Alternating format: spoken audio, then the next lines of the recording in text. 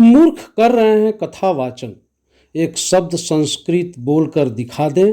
प्रेमानंद महाराज रामभद्राचार्य की चुनौती। बंधुओं, क्या एक संत के लिए यह कहा जाना उचित है? क्या भारत भूमि में एक संत दूसरे संत पर, जब सभी का रास्ता एक ही हो, तो क्या इस तरह की टिप्पणी शोभनीय है?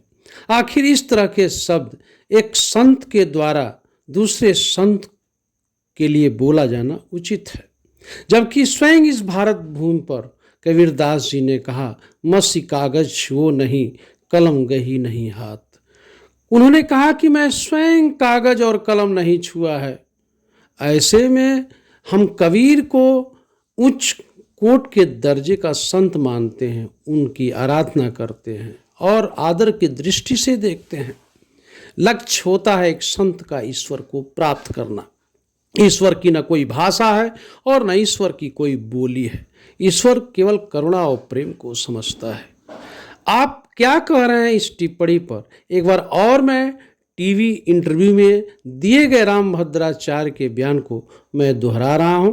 निर्णय आप करेंगे और कमेंट बॉक्स में जरूर बताएंगे कि क्या एक स्वयं संत कहे जाने वाले के तरफ से भारत के एक महान संत, जिनके पास सभी लोग अपनी समस्याओं के समाधान के लिए जा रहे हों, उनसे प्रश्न कर रहे हों और जीवन का हल निकाल रहे हों, क्या इस तरह की टिप्पणी करना उचित है? तो आइए एक बार और हम रामभद्राचार्य के टिप्पणी को पढ़ते हैं, जिन्होंने प्रेमानंद जी के लिए कहा है।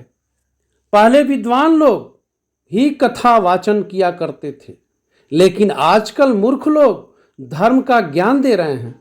चमत्कार नहीं, मेरे लिए बालक के समान है प्रेमानंद।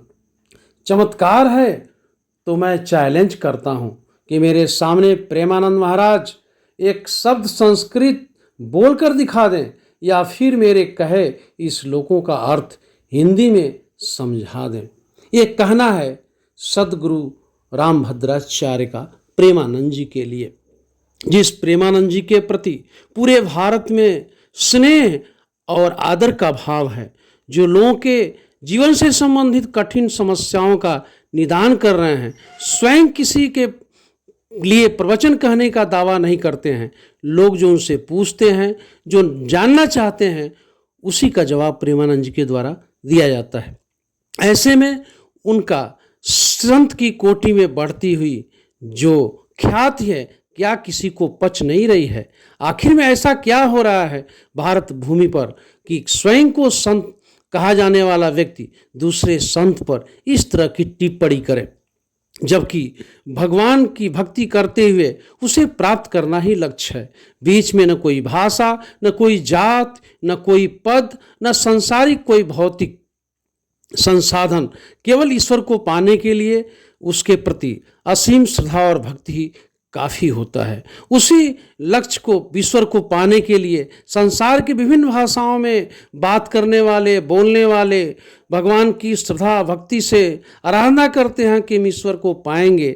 ऐसे में ईश्वर को भाषा में बांधना कि संस्कृत ही समझता है ईश्वर, क्या उचित है?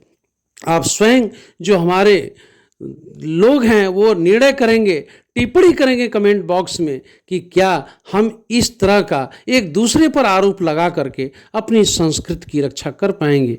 क्या ये उचित है कि एक संत दूसरे संत पर टिप्पणी करे? आप जरूर कमेंट बॉक्स में लिखें। नमस्कार।